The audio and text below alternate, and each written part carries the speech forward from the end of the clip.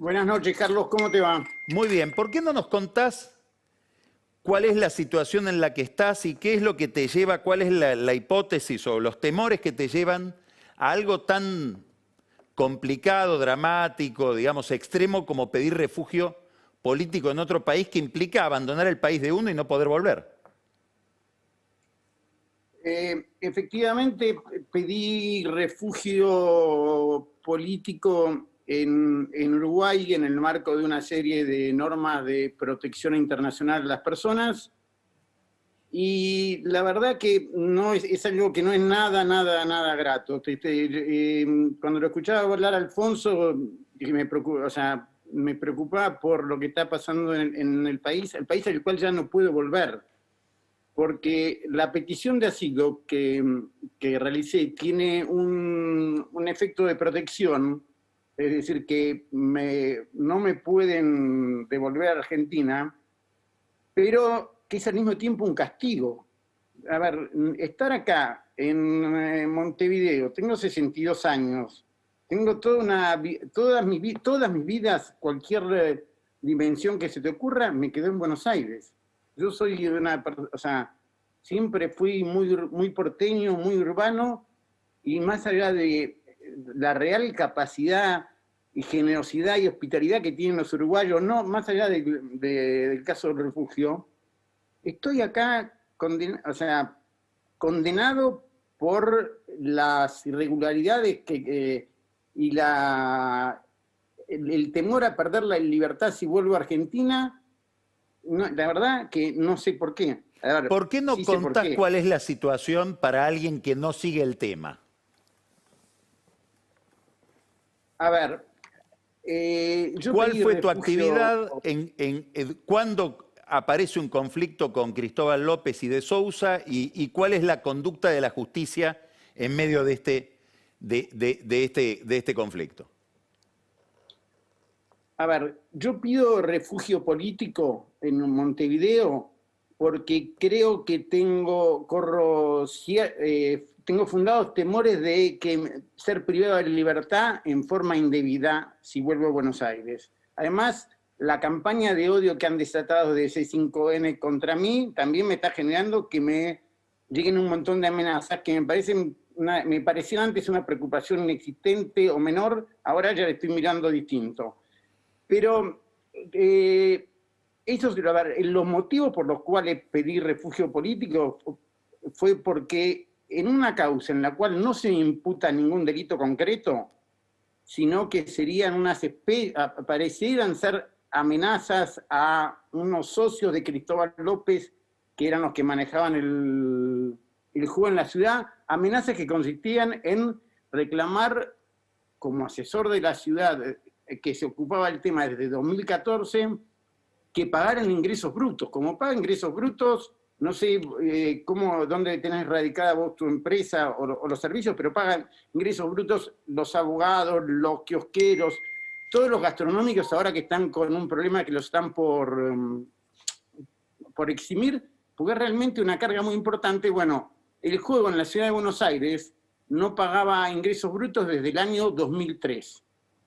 En el año fines del 2013, empecé por asignación que me dio el entonces jefe de gobierno Mauricio Macri, empecé a supervisar la actividad del juego para ver cómo regularizarla, porque debían a la ciudad un montón de plata en concepto de ingresos brutos, y además había otra serie de situaciones irregulares. Bueno, como consecuencia de eso, actuando como asesor del gobierno de la ciudad y con una asignación especial que me dio un comité de enlace que existía un comité interjurisdiccional entre Lotería Nacional y el Instituto de Juego de la ciudad, empecé a tratar de que esta gente pagara ingresos brutos.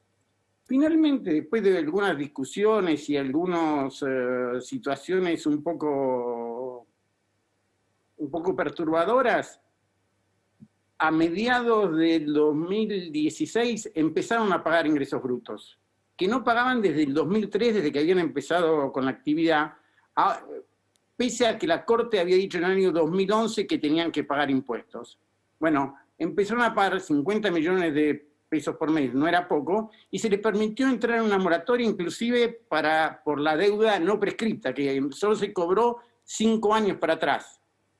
Bueno, ahí me dice, o sea, quedó todo en orden. Es más, siguen siendo hoy los mismos concesionarios de juego, los que están, o sea, los socios de Cristóbal López, Federico Achával en el hipódromo y Benedicto y unos españoles en los barcos, siguen siendo los que manejan el juego. La única diferencia es que empezaron a pagar ingresos brutos como todos los demás contribuyentes. ¿Cuándo aparece esta causa que se te inicia?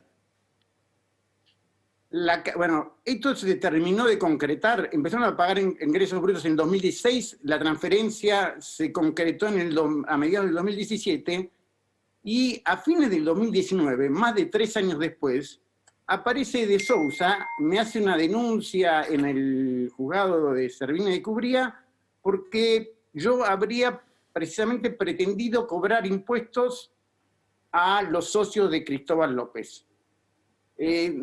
No sé si no sería mejor que Fabián De Sousa explique en un video ese que andaba por ahí exactamente qué es lo que se me imputa, así lo puedo contestar mejor. ¿Te parece? A ver si podemos ver ese video. Este es un video que grabó hace 3 semanas. La persecución con nosotros empezó en enero del 2016 a través del señor Fabián Rodríguez Simón. ¿Cómo? ¿Él habló con ustedes? Habló con Cristóbal López y con Federico Achával, quienes son accionistas y gestores del negocio del juego en la ciudad de Buenos Aires, en el Hipódromo Palermo y en el Casino de Buenos Aires, que son los barcos, en lo cual les exigió el pago de tributos que hasta ese momento no eran exigibles en la ciudad, le exigió el pago de ingresos brutos y le exigió que esos ingresos brutos sean retrotraídos hasta el momento no prescripto, que eran 5 años para atrás. Pero eso podría ser una conversación de funcionario. Sí. Era un apriete. No era, digamos, primero porque no era una ley la existencia de ese tributo en la ciudad de Buenos Aires y en la Argentina. Por consiguiente, venir a exigirte 5 años para atrás un concepto tributario que no es ley es un apriete. El segundo concepto es que Fabián Rodríguez Simón no cumplía ninguna función dentro del gobierno nacional. Bueno, confirma lo que estabas diciendo, ¿no? Bueno, a ver, esa es la imputación que me hace De Sousa. Y a partir de ahí...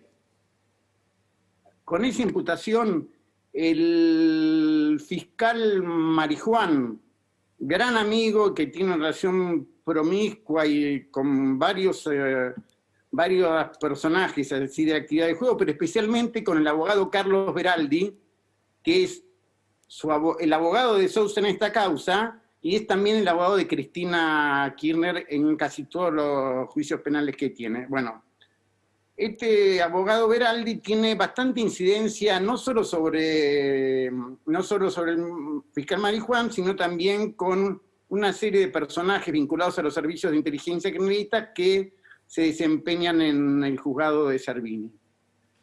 A ver, parece tan ridícula la imputación que me hace, siendo yo además desde el 2014 teniendo a cargo junto con un equipo la regularización del juego en la ciudad, que el que me tendría que defender de ese tipo de imputaciones y de persecuciones, porque acá lo que está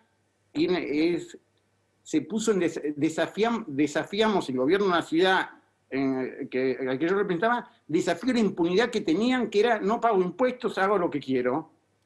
Cuando empezaron a ver, como te decía, la justicia es la que me tendría que defender. Ahora, cuando yo percibo, y ahora te voy a dar las explicaciones por qué percibo que la justicia, en lugar de ser quien me amparaba de este tipo de persecuciones no te voy a decir mafiosos, pero de gente que con un nivel de impunidad extraordinario y un nivel de poder e inserción en este gobierno que es mucho más poderoso que el de muchos ministros.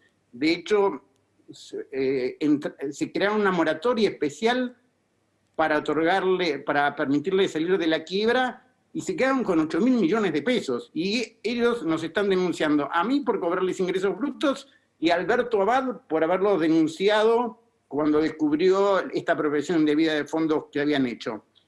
Pero a ver, lo que me lleva a buscar refugio en Uruguay es que la justicia, con el fiscal Marijuán y la jueza Servini de Curia, se convirtió en una herramienta de persecución. Y me están...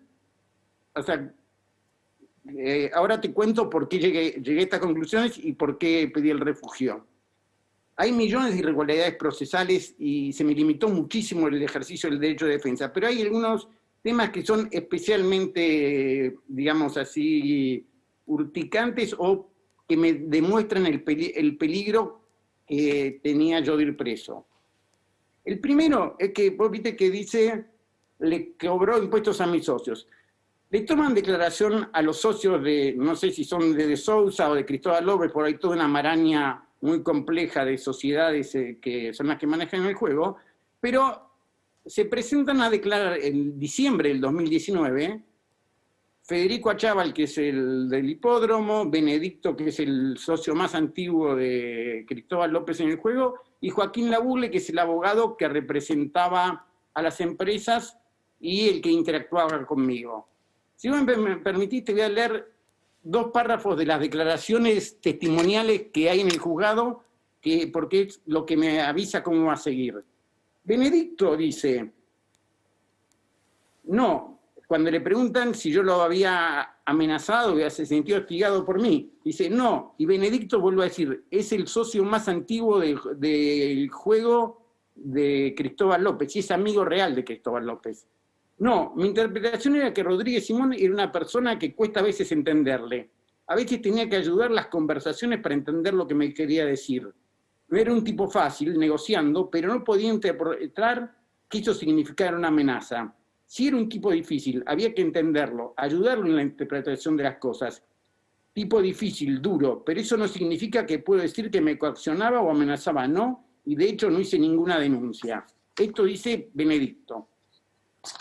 Joaquín Labugle, el abogado corporativo con el cual yo venía interactuando desde fines del 2013, cuando tomé por indicación de Macri la supervisión del área, dice, preguntaba por su señoría para que diga si desea agregar algo, el declarante, Joaquín Labugle, manifiesta, sí, donde se me preguntó si yo me sentía amenazado, yo dije nunca me sentí amenazado, y quisiera agregar que el tono del señor Rodríguez Simón a veces puede sonar amenazante porque es una persona verborrágica, es una persona inteligente y de alguna manera a veces tiene un tono que puede sonar amenazante.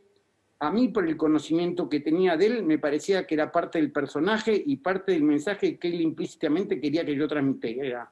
Lo que quiero decir es que a veces los abogados, cuando discutimos y defendemos los intereses de nuestros clientes, usamos las herramientas que tenemos a nuestro alcance, así como él me decía que si no le pagaban ingresos brutos, les rescindimos la concesión.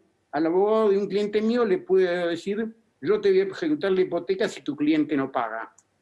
Con estas declaraciones, el fiscal Marijuán y la juez Servini de Curia ordenan una investigación de todos mis llamados durante los 4 años de la presidencia de Macri.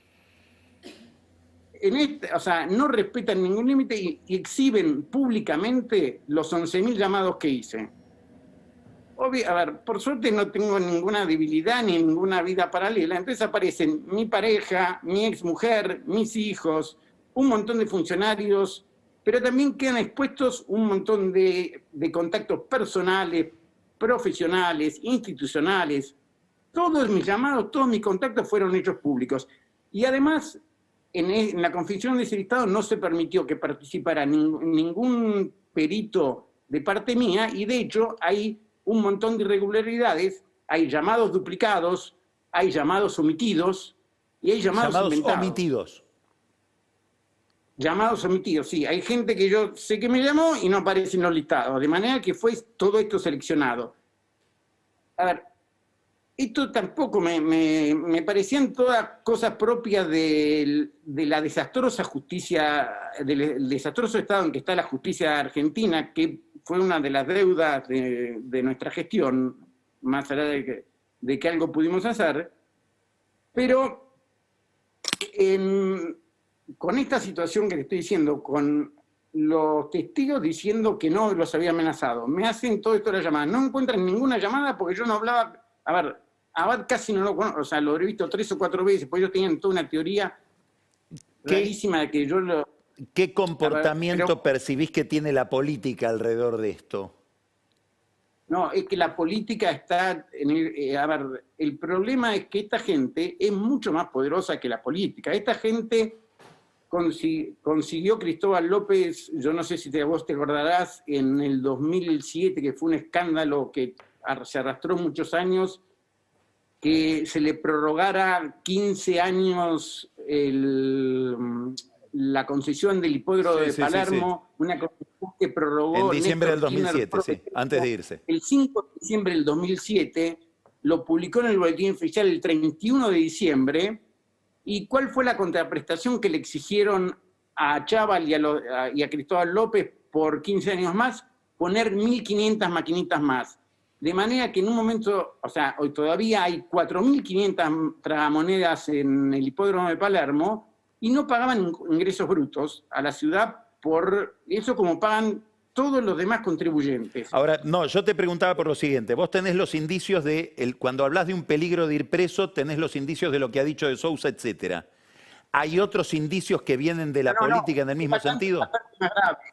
El mismo día que lo nombran ministro de Justicia a Martín Soria, ese mismo día Hola, ¿me escuchás, Carlos? Sí, perfectamente, sí. El mismo día que lo nombran ministro de Justicia Martín Soria, se presenta Veraldi en el expediente y pide que me citen en indagatoria. Esto es una cosa que a mí me costó un poco tardar en entender, porque no soy penalista y los penalistas me decían, la indagatoria es el acto de defensa más importante de todo el proceso porque es cuando te dan la oportunidad de que hagas un descargo. Bueno, pero al mismo tiempo que pedía que se me citara indagatoria, sin especificar qué delito se me imputaba, porque ni siquiera el pedido de indagatoria no dice que se imputaba pretender cobrar ingresos brutos a la gente del juego como cualquier otro contribuyente, en la misma petición, cuando se me cita indagatoria, pide que me prohíban la salida del país. Yo había avisado que estaba en el juzgado que estaba en Uruguay desde diciembre del año pasado. Esto creo que suele cerca del 18 de marzo, y la jueza Hermínia Cruz me prohíbe salir del país, libra un informe a la Dirección Nacional de Migraciones para que yo no pueda, si volví a entrar, salir, lo cual es una incongruencia absoluta con el ejercicio del derecho de defensa, salvo que ya hayan decidido que voy a indagatoria y quedo preso. Vos tenés indicios de que piden tu prisión.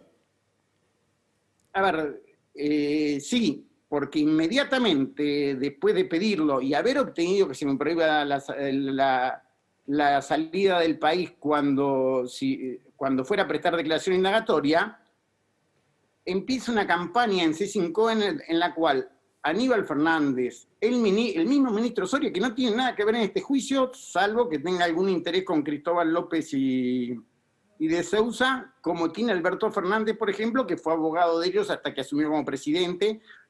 Aníbal Fernández, que también era abogado de ellos, el juez Ollarvide, el juez ese un tanto payasico, ex juez, porque renunció para que no lo removían por juicio político, una gran cantidad de alcahuetes y buchones del oficialismo, como el diputado vacunado Vic Valdés, Moró, Tailade, a ver, todos empiezan a decir Pepín ver preso, Pepín ver preso, Pepín ver preso, para crear un clima. A ver, tanto lo dicen que me convencen que sí, efectivamente, pese a que no tengo ninguna imputación concreta, y a que es un disparate, ya está todo listo para que yo vaya preso cuando vuelva. Y esto fue lo que me hizo tomar la decisión de pedir el refugio en Uruguay. Bueno, Pepín, está muy claro lo que acabas de contar. Es una situación evidentemente muy, muy desagradable y vamos a seguir atentamente. Nosotros hablamos varias veces de este tema acá en Odisea y, bueno, lamentablemente está tomando el curso que uno preveía que iba a tomar la causa. Vamos a estar atentos a cómo sigue la peripecia de este caso, mientras vos, bueno, vas haciendo ese trámite que debe ser doloroso para vos. Sí, la verdad que no es una situación grata estar alejado de todos mis afectos y de toda mi vida, de todos mis amigos. No hay ninguna gracia ni está bueno No, seguro que ser no. exilado. Bueno, Es una cosa que, bueno. un saludo y muchas gracias Carlos. por esta conversación. Muchas gracias. Gracias a usted. Fabián Rodríguez Simón, funcionario del gobierno de Macri, pide refugio político en Uruguay por una persecución de Cristóbal López